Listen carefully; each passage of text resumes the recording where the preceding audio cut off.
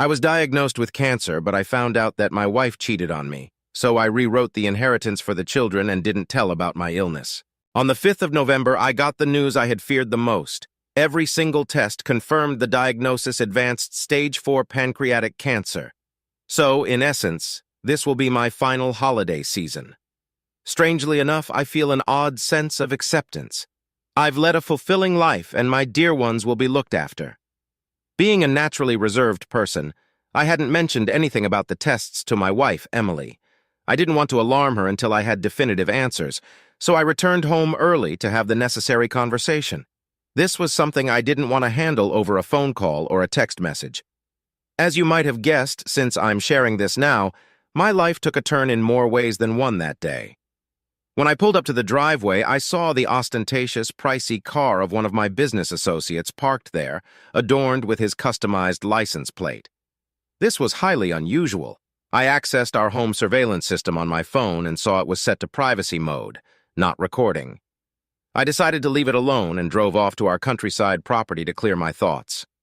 Our security system is mainly for protection, and I seldom check it unless there's a specific reason. However, I also enjoy watching the wildlife on the exterior cameras and find it soothing to watch storms approach. So, for my own entertainment, I had set up an additional video recorder to archive the footage to local storage, which isn't accessible through my phone. When I arrived at the countryside house, I opened my laptop and reviewed the other server to verify what my instincts were already telling me. And sure enough, there they were, Emily and my colleague James, cozying up in the living room, sipping wine, dancing, and then heading upstairs to the bedroom. Apparently, they left the doors open because the microphone captured their activities once they were out of the camera's view. With the limited time I have remaining, I wanted to know the truth, but I didn't want the upheaval of a confrontation and divorce. Call me a coward if you like, but all the affection and dedication I had for her vanished that day. I experienced all the emotions you'd expect, but I know it's not my fault. I've been a devoted, loving, and attentive spouse. Now, I'm focusing on myself and what truly matters to me. I contacted my attorney, and we reviewed my will and prenuptial agreement. I explained the situation to him, and we started working on determining how long and to what extent this affair had been happening. What we discovered was unsettling. Either I never truly knew the woman I spent over 20 years with, or something in her had dramatically changed. For now, I'm not disclosing anything to my children or Emily. We never had kids together, but I have children from a previous relationship. I'm going to put on a brave face and get through the holidays, giving my children and grandchildren one last holiday memory with me. I'll be the doting father and grandfather and try to play the role of a loving husband. Some background for those wondering: Emily's affair partner, James, is a widower and hasn't remarried. He's a business partner, but not a personal friend. I don't mix business with friendship. I never married the mother of my twins, Jessica. It was her choice, and I agreed with her that it was the right decision at the time. My children's mother, Jessica, married a wonderful man named Michael when the kids were 7. Jessica and Michael never had children together. I got my act together when the kids were 3. I've been very involved with them since, and that's when I started becoming the father I wanted to be. Jessica, Michael, and I are all in our late 50s. Emily is almost 55, and James is in his early 50s. Emily and I are both in our first marriage. We were in our early 30s when we got married. Update: my ex, Jessica, and I were quite young when we had the twins. They were an unexpected surprise, but we managed to make the best of it. Now, as I face my final days, I'm thankful for the life I've led and the people I've cherished. I'll continue to keep my family close and treasure these last moments. The twins are now in their 30s, and all the grandkids are teenagers or older. Every year, Christmas is a 10-day celebration. We spend the period from Christmas Eve through the 2nd of January at the farm. We cut down a tree together after everyone arrives, then decorate, cook, play games, and celebrate as a family. Laura and her husband, John, have been part of this tradition since I bought the farm. I remain committed to not telling anyone about my diagnosis until after the new year. If I told Laura, she wouldn't be able to keep it in, and I don't want to put John in a position where he has to lie to his wife. I want the kids and grandkids to enjoy the week. We'll have plenty of time to grieve and prepare in a few weeks. Emily's presence this week will just be a minor detail in the long run. Frankly, I don't care about her nearly as much as the rest of the family. The financial situation is quite interesting. Emily and I met and got married after we were both well established in our careers and finances. She had a good job with a great pension and 2 inheritances in a trust. Early on, we agreed, at her insistence, not to disclose our entire net worth to each other. We also have a prenuptial agreement where any property or trust that predated the marriage and any income from those resources are not considered marital property again, at her insistence. I provided both properties, housing, utilities, and covered travel, food, and fuel. Essentially, I supported her 100. Her income and wealth were spent entirely on herself. She bought her car, clothes, personal travel, and cosmetic surgery. She's very attractive on the outside, but has shown herself to be quite unpleasant on the inside. A few days after I got my diagnosis, I announced my retirement from the nonprofit where I worked. Knowing what I know now, I noticed Emily seemed a bit uncomfortable. I can guess why I'd be around more often. Tomorrow is my last day of work, and then I'll be focusing on spending time with my family. I gave the camera server info to my lawyer and granted him access from his office. So, I don't know if Emily and James have had any more activities, but I assume they have. At this point, I don't care. I know who I am and what I'm worth, and James is a significant step down. As flashy as James is, I am low-key. I drive a 12-year-old pickup truck. I like jeans to shirts and coveralls in the winter. I know for a fact that James doesn't have anywhere near the wealth Emily thinks he does. How do I know? Since the trust has invested in his business, I get quarterly financial reports. I don't tell anyone how much I have. That's between me and my accountants. But let's just say the trust has been growing for 28 years. I live a modest life, and there's enough for my great-great-grandchildren to enjoy the farm and have their education paid for. Once Emily realizes what she's lost, that will be her reckoning. I just won't be around to see it. December got really busy. We did our usual social rounds these last weekends. James was at one of the parties. It was hard not to keep an eye on Emily and him. I don't think they noticed. With being so busy and wrapping up everything at work, I've had an easier time keeping it together.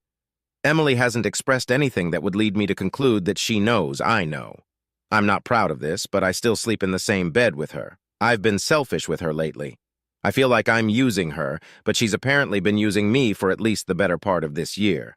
I'm not as honorable as many of you have made me out to be. I hate this small amount of deceit, so don't worry about Emily getting everything because she won't. The trust is in great hands. Thanks to your comments, I've made arrangements in case my health worsens sooner than anticipated or if I pass unexpectedly. I've also set up in-home care for when it's needed. Emily will not be my caregiver if I become incapacitated. The lawyer will inform Laura, John, and the kids, and Emily will be blocked from seeing me. All important documents, valuables, and other essentials have been moved to a secure location. Finally, I've begun writing letters to each family member, and Emily, these have been harder than I anticipated. Update mission accomplished. We had a wonderful, drama-free holiday week, and I've made it to 2024. Apologies in advance, but I find humor about my condition helps me cope. I've noticed I'm being a bit selfish lately. Everyone left yesterday afternoon, so I only have a few updates. I'm not going to talk about my week with my family. That's something for me to cherish. Observations about Emily this week. I honestly think this is the first time she stepped out on me. Being with all of us the whole week seemed to take a toll on her. It's funny how, when you know something, a person's actions make more sense. She was secretive about her phone and stepped out of our family gatherings to get some air quite a few times. The best was when she needed to run into town, and one of the grandkids wanted to go with her. The mental gymnastics she did to avoid taking the grandkid were almost comical. I have to admit, I played along a bit by asking why not. So, the affair is continuing. With me now retired, she's been asking about my plans for the day or week.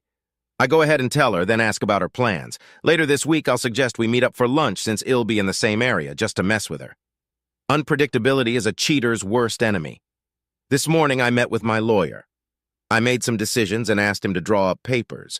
I replaced my temporary will with a new permanent one, which has been signed and shouldn't need to change again. In preparation for all hell breaking loose, I had him draw up divorce papers based on the prenup and evidence of the affair. She gets nothing but 15 of our shared assets like housewares and furniture. I keep all my liquid assets, retirement funds, and items I purchased with my own wealth. If I push it, she's required to pay alimony. I've signed them and have a packet with all our evidence of the affair, holding it in case I decide to use it.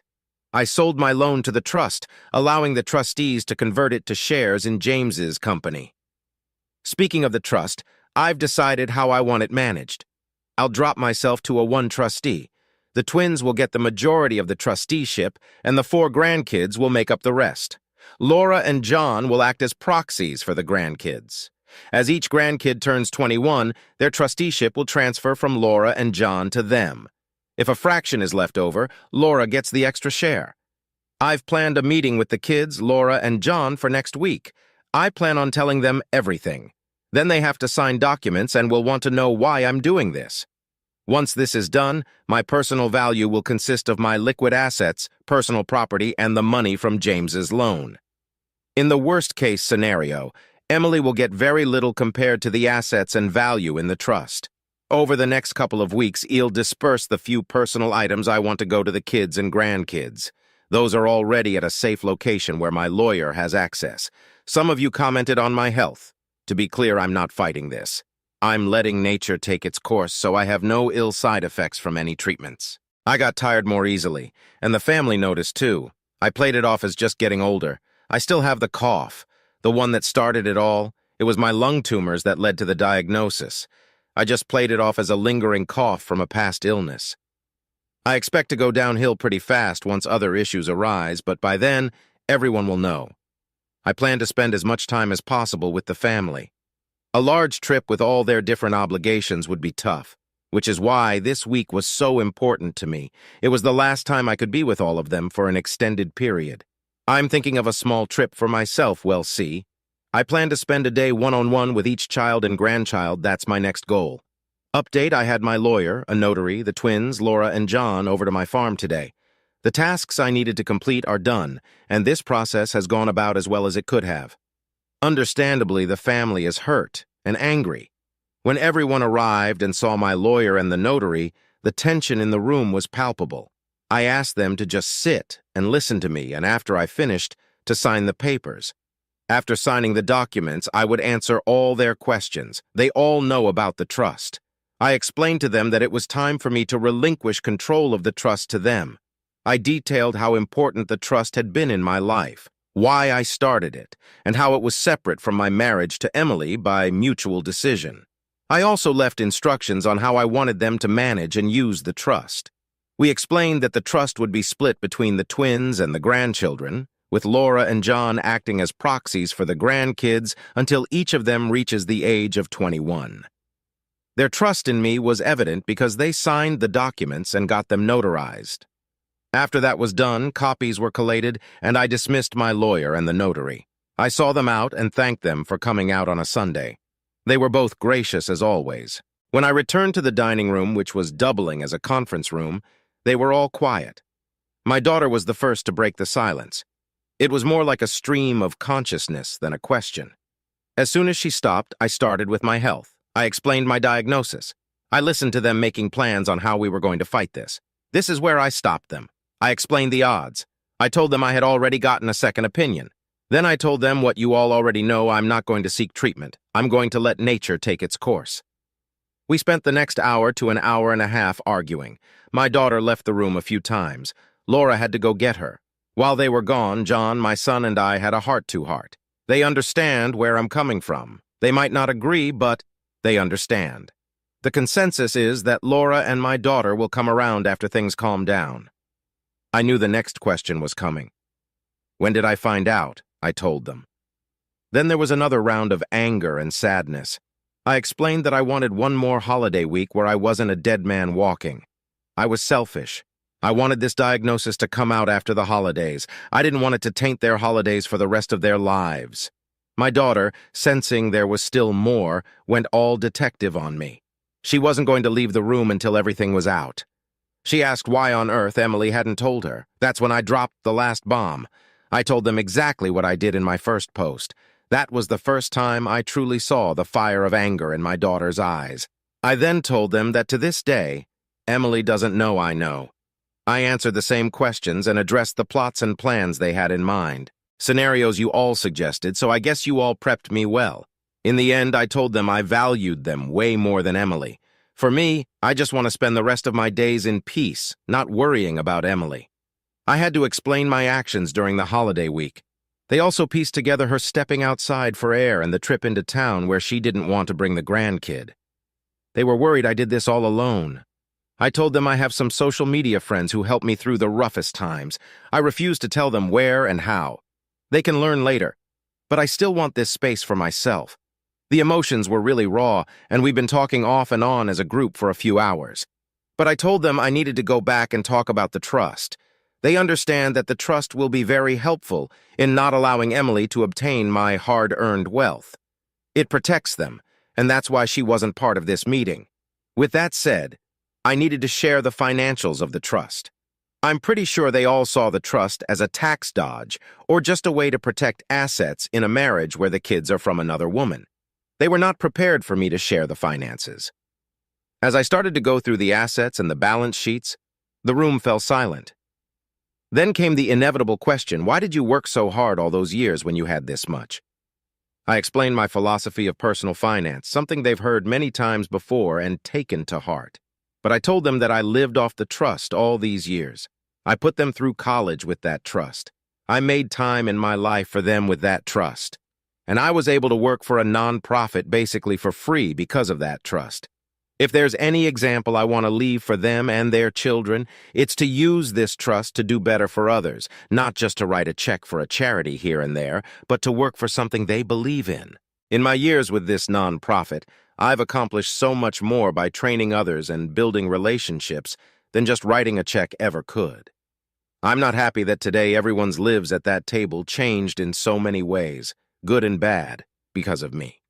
It wasn't the way I wanted it to happen, but it's done. They know all of it. I begged and pleaded that they let me deal with Emily and not to talk about the trust with anyone. We'll run a status quo for now. When I get sicker, things will change. They all agreed. We spent the next few hours making a meal, talking, crying, laughing, and breaking into smaller groups. They all left about an hour ago, but I expect the twins to come back. I know they'll let their spouses in on what's going on. That's just the way they are, and I love my two in-laws very much. I knew that last night was my last quiet night. I feel a weight lifted but replaced with another weight of worry. Update. Just a quick update. I was surprised by a visit from one of Emily's girlfriends. She's about the same age as Emily. Her name is Carol, and she was with Emily last week on their girls' night out. In fact, the girls' night was at Carol's house. If you've read my comments, you'd know that last week Emily came home very intoxicated. She used a rideshare. Carol is an old friend of Emily's. I guess after being married for over 2 decades, Emily has forgotten that I introduced her to Carol. Carol's parents were friends of my parents. Well, I guess my unpredictability has contributed to Emily's instability, and last week's girls' night was a breaking point for her. She got so intoxicated she confided in Carol about her affair. Apparently, she just kept talking even after Carol told her to stop. Carol got so angry at her as she kept revealing more and more details. Carol kept condemning Emily, but Emily just kept trying to defend her actions while continuing to lay out an endless stream of details. The next day, Carol reached out to Emily. Apparently, Emily didn't remember anything from the night before. Carol summarized Emily's confession, but Emily completely denied having an affair, claiming she didn't say those things and that Carol was mistaken. Carol told Emily she was full of it and gave her a week to come clean or she would tell me herself. Since Emily continued to deny that she said anything, I got a visit from Carol over coffee. I got the abbreviated account of Emily's confession. Carol expected me to be devastated, but I surprised her by telling her I already knew. I asked her who else was around when Emily made this confession. Carol was the only other person in the house. I asked Carol if she had told anyone else. That offended her. She told me she wouldn't spread something like that before telling me. I apologized and explained that I had my own timeline for dealing with Emily and that adding others would complicate my plans. Carol was understanding. I asked her as a favor to me not to mention it to anyone and to allow Emily to think she believed her. Carol agreed with my first request, but said the second part didn't feel right. I asked her to try and told her I'd be okay. Carol said that if I needed anything else, all I had to do was ask. I know I'll have to make another apology when Carol finds out about my health, but I'll deal with that another day. So, I am going to confront Emily tomorrow. We have a regular date night, and I plan on calmly telling her what I know about my condition and how I'm going to spend the rest of my life without her. I hope the public setting will keep the drama to a minimum. My plan is to confront her after dessert. I'll give her what I know and ask her not to contact me or my family. We'll see how it goes. Update Mike Tyson said everyone has a plan until they get punched in the mouth. Yes, every plan doesn't go exactly as you envision, and mine is not exempt from this reality. Let me set the table of my plan for you.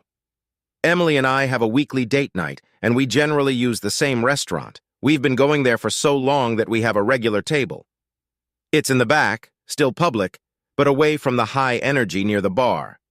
I decided this would be the place to confront her. I plan to do it after dessert. I arranged for my lawyer and his wife to have reservations at the same time. I gave the server the payment for both of our meals before we began. She's been our server for years. I had Carol on call to help Emily after I left. My plan was to end the meal with a conversation about our relationship.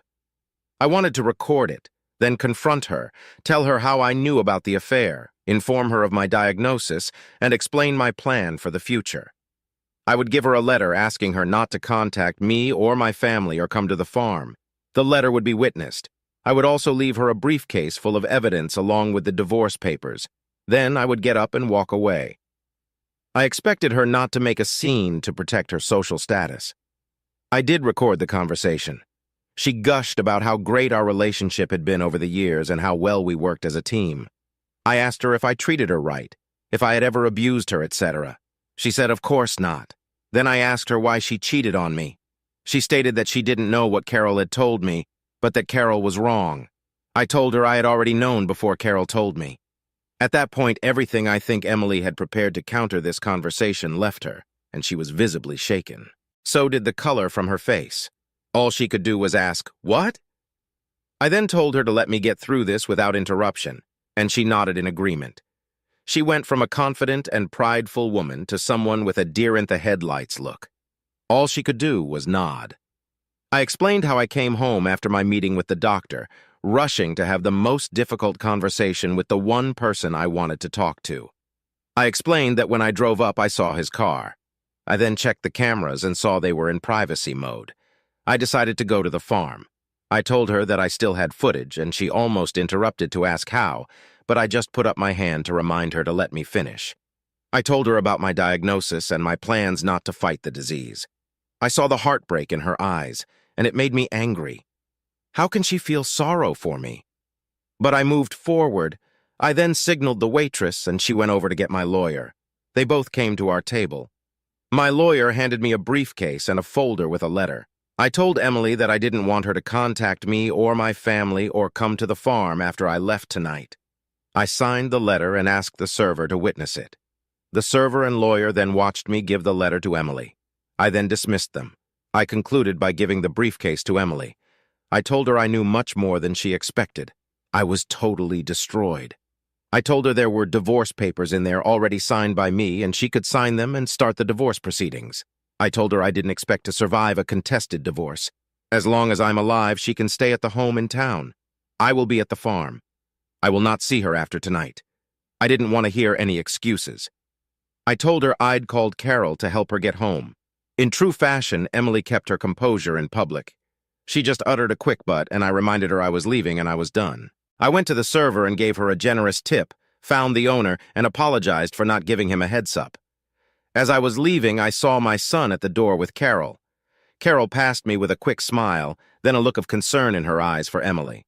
My son grabbed my truck and his wife drove me to the farm.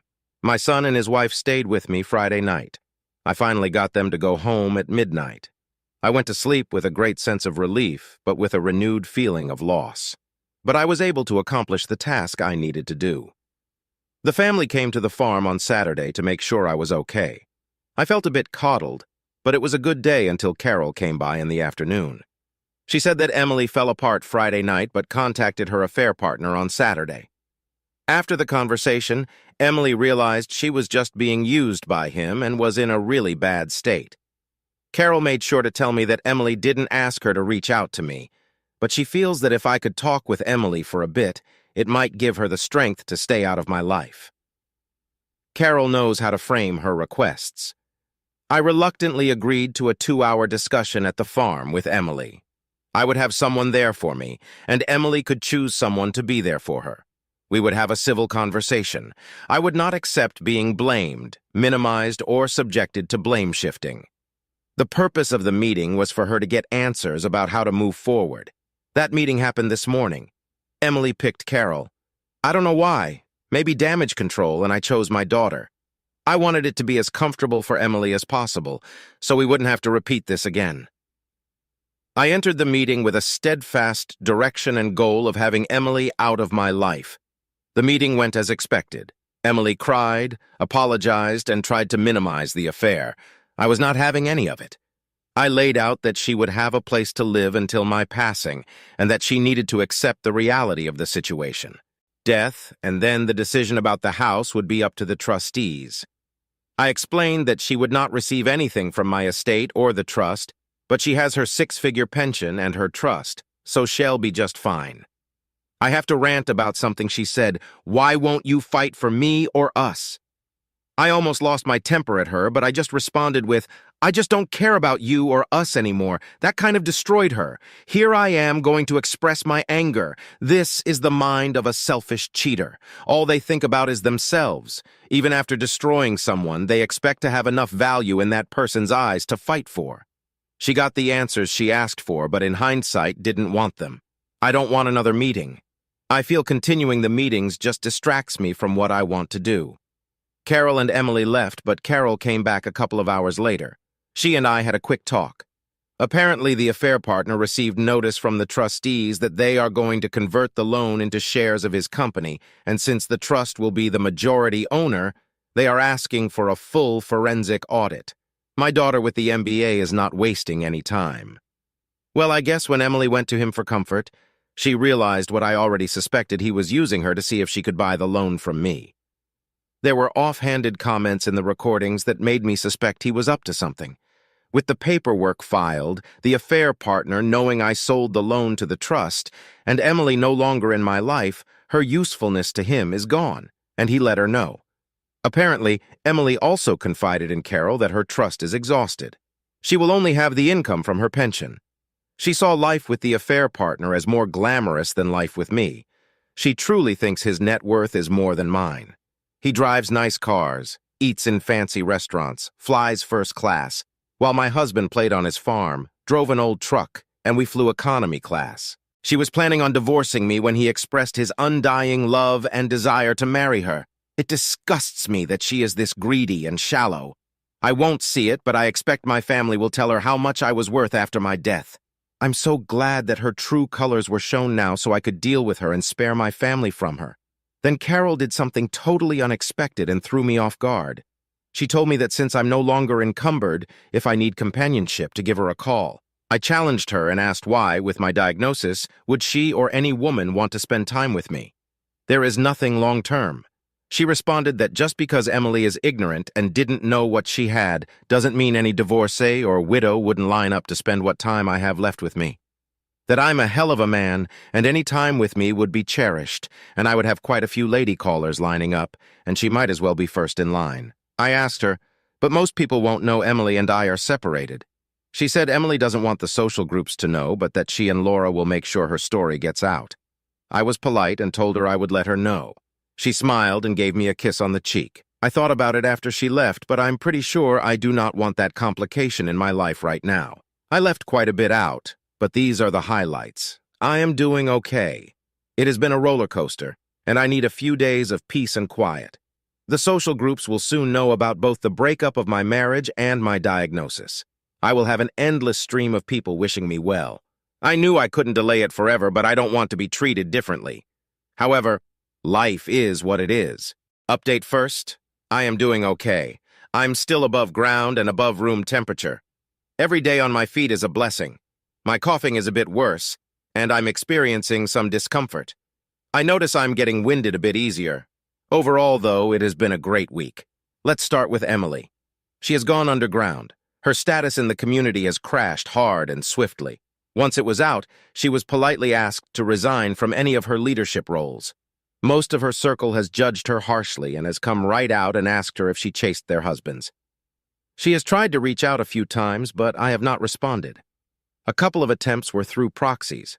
I just asked the person to tell her I have said what I needed to say, and I know all I need to know. I really don't care if she needs closure. Why should I worry about her selfish need for that? She knows how I feel because I told her some of the details of the affair. They have been going on for at least 6 months. They took 3 trips together, one where they played the newlyweds, another as a couple celebrating a 20-year wedding anniversary, and the last pretending they met on vacation and stayed at the same hotel. I guess role-playing was a bit of their dynamic. She used our house because she was comfortable there, and also because the house is set back from the road, so passers-by couldn't see the cars in the drive. She also bought herself a second car and stored it in town in a parking garage. She apparently swapped cars when she went to the affair partner's house so no one would recognize her car. She was very concerned about how this would be viewed by anyone in her social circle, perhaps so I wouldn't catch her. Her actions alone show how much effort she put into the affair. All of these efforts solidify in my mind how I feel and how I dealt with the affair. I have no regrets about what I have done. The drunken confession to Carol was only partly due to my unpredictability. Apparently, as soon as the notice of my sale of the affair partner's loan to the trust was received, he started to distance himself from Emily. I guess from the pressure of almost getting caught and the affair partner starting to lose interest in her, she got drunk and let it all out to Carol. You know what happens after that. It is pretty clear to me that the affair partner had alternative motives for his participation in the affair. This does not excuse Emily in the slightest, it just makes her more pathetic. It appears that the affair partner wanted Emily's help with his loan, and Emily wanted a flashier life with his money. It's interesting how ugly people attract each other. If all of us decent people just allow the despicable to pair up together, we can find better partners. Sorry to those who, out of a sense of devotion, work on reconciliation. It was not for me. The affair partner is not happy about my daughter's intentions. It appears he will be trying to stop it in court. All he has to lose is more money. I have heard rumors that he has tried to raise money from other investors to pay off the loan. But unfortunately for him, the news of his actions has already started to circulate among my business acquaintances. Remember when I said you invest in people, not companies? Well, there aren't many who want to invest in him. I don't know what my daughter has planned for his company, but it employs quite a few people, so she will work hard to ensure it continues just for them. I think she is worried the affair partner has something to hide in the company's books. For the employees' sake, I hope it's not anything that cannot be corrected. Family time has been great. I went to a high school basketball game with the family this week. I also scheduled a poker night that was great. I had some old friends, my son and my grandson, at the game. The grandson got to see how old-school men sat around telling tales and just enjoyed a night together. I hope to get a few more of these in. We have eaten as a family 3 times this week. Carol did come over one night and brought dinner. We ate and talked, but I kept her at arm's length. I'm still not comfortable letting her in. Chores on the farm comfort me. I walk the fences, drive at times, check on the animals, check on the employees, and help with equipment maintenance. Knowing that this farm will stay in the family and continue to run fills me with peace. A part of me will live beyond my time here. I have had quite a few friends and acquaintances stopping by. Someone mentioned a living wake, and I think this is what they meant. I'm encouraging anyone to come out and see me. I like spending time with these folks, even if it might be the last time. Update. Unfortunately, I saw Emily again. I'm still here, but it has been a bit rough. I'm now home, but I did spend a few days in the hospital. I was found unconscious, but still breathing, so they took me to the ER.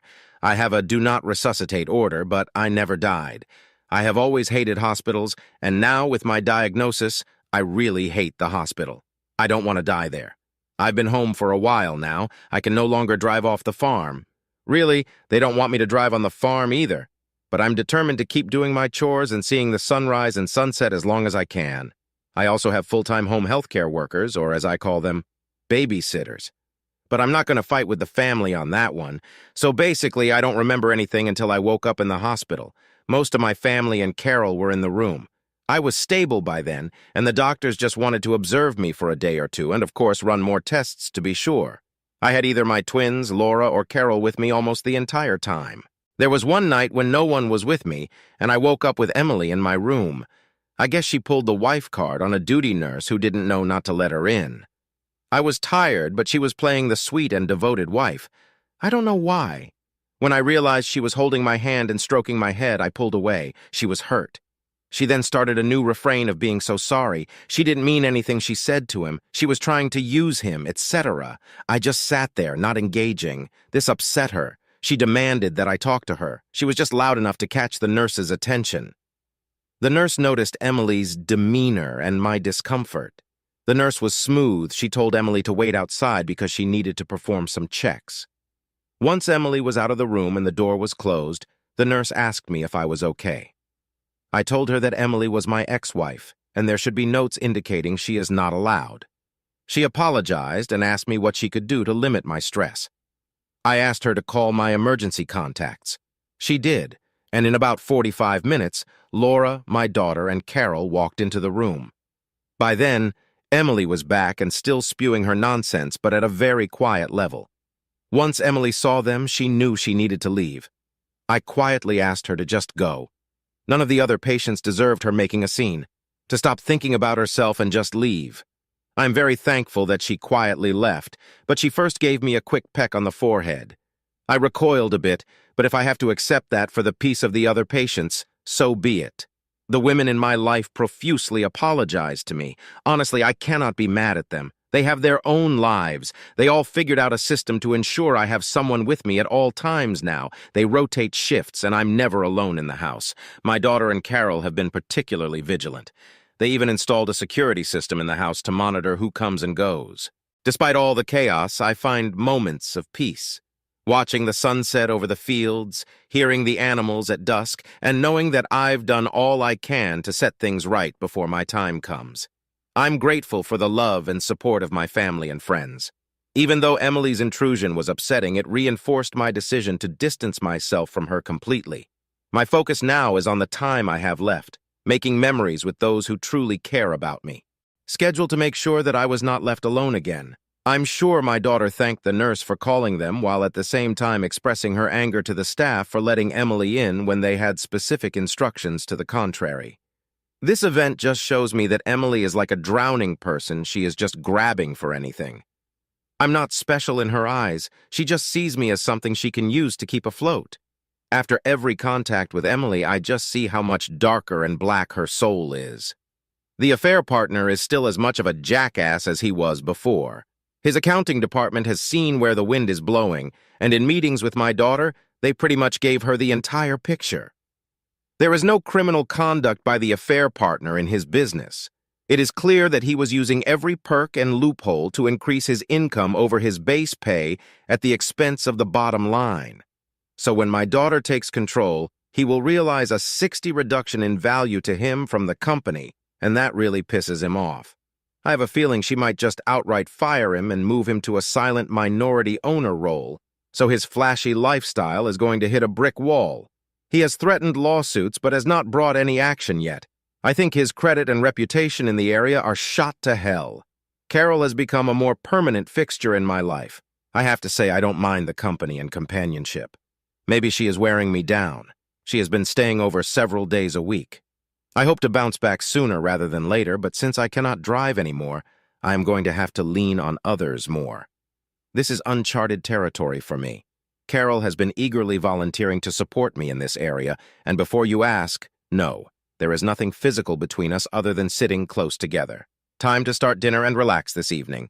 Again, thank you all for all of your support. I will try to go back and respond to all of your messages. They mean so much to me.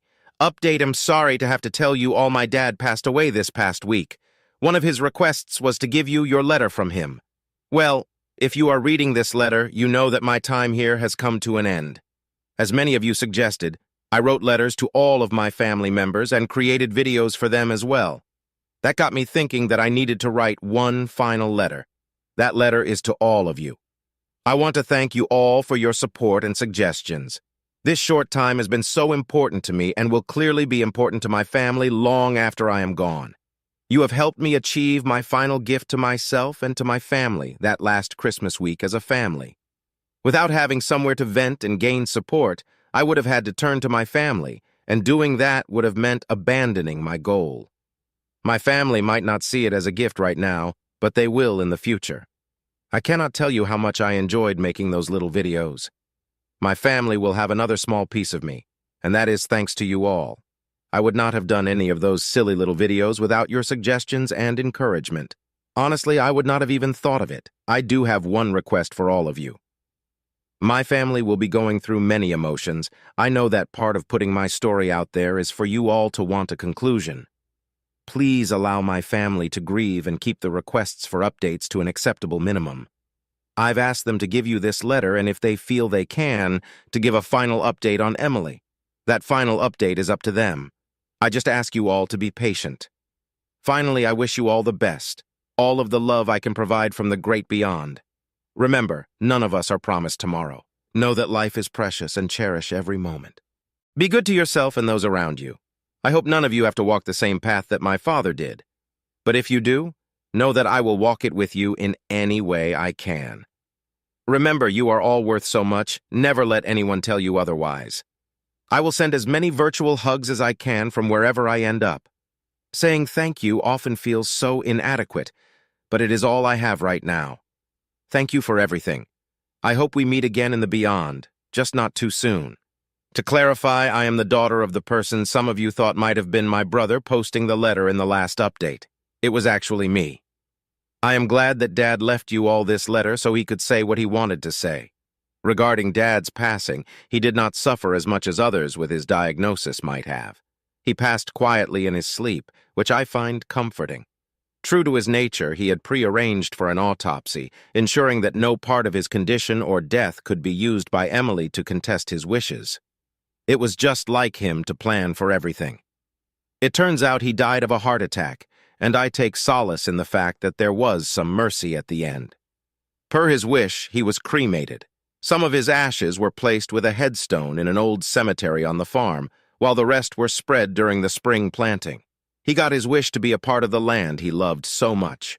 We held the memorial on the farm, and Emily was nowhere to be found. The funeral home had arranged for security to ensure she could not attend. One idea Dad had been trying to sell us for years was moving to the farm. He had even plotted out home sites and hoped that we would all come live there when he retired. We had humored him but did not take his idea seriously. Looking back, I regret allowing her so much influence. Starting this year, my husband and I, as well as my brother and his wife, will be moving to the farm. We have a beautiful site picked out. Mom and Tom, at our urging, will move into Dad's house. It just feels right for us all to be closer together. As for Emily, seeing her world crumble has shown me the true meaning of being a pariah. She looks like she has aged 20 years in a few months, and her personality has completely changed. She contested the will and the trust assignment, but those challenges were quickly resolved, and she did not succeed. She did get their shared assets, but Dad had already given away the items he wanted. The biggest issue was the house in town, which Dad had owned before their marriage and was not hers to claim. She begged us to let her keep it. In one of the most satisfying moments of my life, I told her that if she changed her last name back to her maiden name, I would give her the house. The house's value is far less than the satisfaction of her losing Dad's last name, and she took the offer. I expect her to sell the house and leave. Our partner has hopefully learned a life lesson, though I really don't care. We've chosen a new CEO, and the company is on its way to rebuilding. Carol was given a 1 share in the trust. We will take care of her as Dad would have wanted. She has been a constant figure in our family and will continue to be considered part of our family for what she did for our dad. Last update. We have rung in 2024. This will be the first year of my life without my father, and that weighs heavily on me. I wanted to stop in and give you all an update on my father's family. You already know that we celebrated our week-long holiday tradition that my father cherished so much. While bittersweet, the week was very good. Dad succeeded in bonding us all as a family, and that included Carol. Her romantic, for lack of a better word, time with my father when he needed it most means so much to us. He left us all letters for this year and one final present for each of us. They were thoughtful and brought us to tears.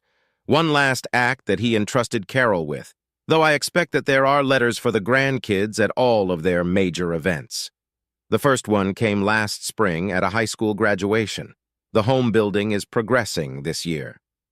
I started to realize what Dad loved about this farm, the cycles of the seasons, the cycle of life that is present here. I understand a bit more about his decisions last year.